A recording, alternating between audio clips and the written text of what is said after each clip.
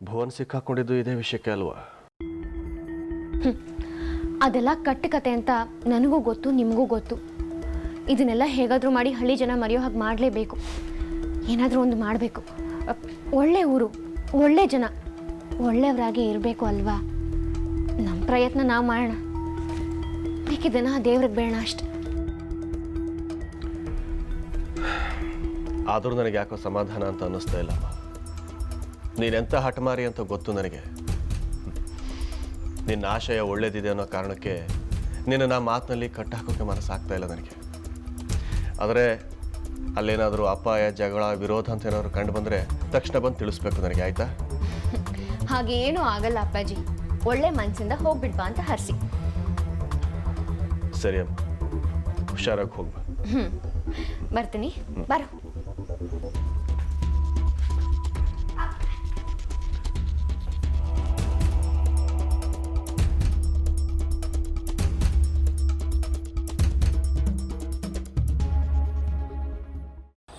ಏನಮ್ಮ ನೀನು? ನಾವು ಅನ್ಕೋತಿರೋದೇ ಬೇರೆ, ಇಲ್ಲಿ ನಡೀತಾ ಇರೋದೇ ಬೇರೆ.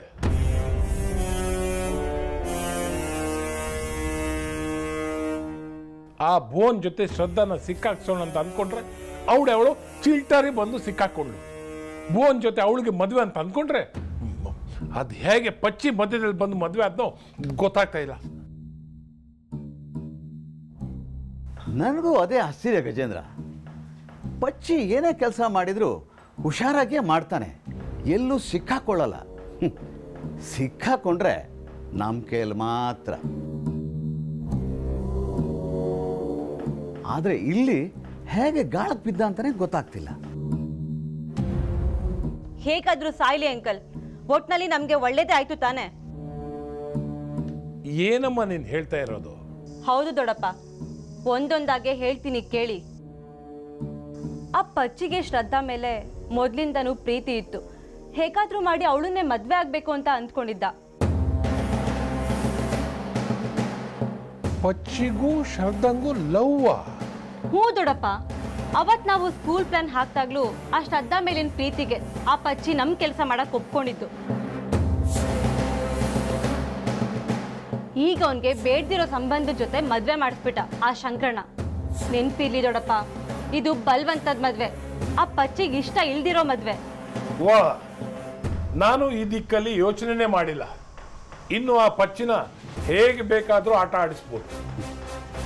ಆ ಪಚ್ಚಿನ ಶಂಕರಣ್ಣನ ಮೇಲೆ ಎತ್ತಿ ಕಟ್ಟೋ ಕೆಲಸ ನನಗೆ ಬಿಡು ಗಜೇಂದ್ರ.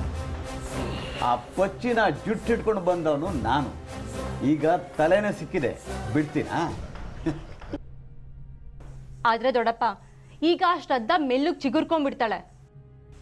ಪಚ್ಚಿಗೂ ಸವಿತಂಗೂ ಮದ್ವೆ ಆಗಿದ್ದು ಆ ಶ್ರದ್ಧಾ ಪಾಲಿಗೆ ಬೇರೆದೇ ತರ ಜಯ ಸಿಕ್ಕಿ ತರ ಆಗಿದೆ. ಅಂದ್ರೆ ಸ್ಕೂಲಲ್ಲಿ ನಡೆದಿರೋ ಡ್ರಾಮಾ ಪಚ್ಚಿದೆ ಅಂತ ಗೊತ್ತಾದ್ಮೇಲೆ ಆ ಶ್ರದ್ಧಾ ಮತ್ತೆ ಸ್ಕೂಲ್ ಓಪನ್ ಮಾಡಕ್ ಟ್ರೈ ಮಾಡ್ತಾಳೆ.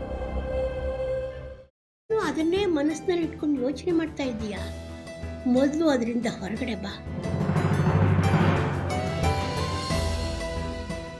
ನಾನೇನು ಯೋಚನೆ ಮಾಡ್ತಿಲ್ಲ ಅಜ್ಜಿ.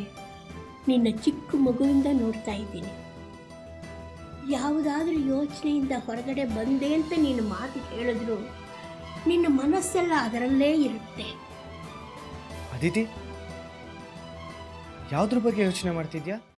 ಶ್ರೀಚಕ್ರ ನಮ್ಮ ಕೈವಶವಾದ್ರೆ ಇಡೀ ಜಗತ್ತೇ ನಮ್ಮ ಪಾಳೆ ಪಟ್ಟೆ.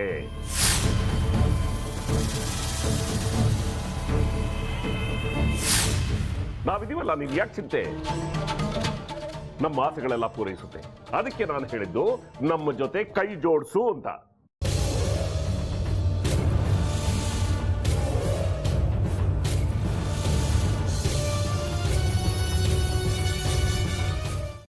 ವೆಜ್ ಖಾರ ಬಾತ್ ಮಾಡುವ ವಿಧಾನ: ಒಂದು ಬಾಣಲಿಗೆ ತುಪ್ಪ, ಸಾಸಿವೆ, ಕಡಲೆಬೇಳೆ, ಉದ್ದಿನಬೇಳೆ, ಗೋಡಂಬಿ ಹಾಕಿ ಹುರಿದು ಕರಿಬೇವು, ಬಾಡಿಗೆ ಮೆಣಸಿನಕಾಯಿ, ಕ್ಯಾರೆಟ್, ಬಟಾಣಿ, ಟೊಮ್ಯಾಟೊ, ಕಲ್ಲುಪ್ಪು, ಬೆಲ್ಲ, ಬಿಸಿಬೇಳೆ ಬಾತ್ ಪುಡಿ, ಅರಿಶಿನ, ರವೆಯ 3 ಅಳತೆಯಷ್ಟು ನೀರು ಹಾಕಿ ಚೆನ್ನಾಗಿ ಕುದಿ ಬಂದ ಮೇಲೆ ಹುರಿದ ಬನ್ಸಿ ರವೆ ಹಾಕಿ ಕಲಸಿ.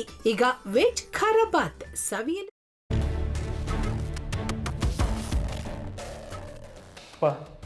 ಇಷ್ಟೋ ತನಕ ಡೆಲಿವರಿ ಆಗಿಲ್ಲ ಅಂದರೆ ಅಕ್ಕನಿಗೆ ಏನಾದರೂ ಪ್ರಾಬ್ಲಮ್ ಇರ್ಬೋದಾ? ಆ ಥರ ಏನಾದರೂ ಇದ್ದರೆ ಡಾಕ್ಟ್ರು ಬಂದು ಹೇಳ್ತಿರ್ಲಿಲ್ವ ರವಿ?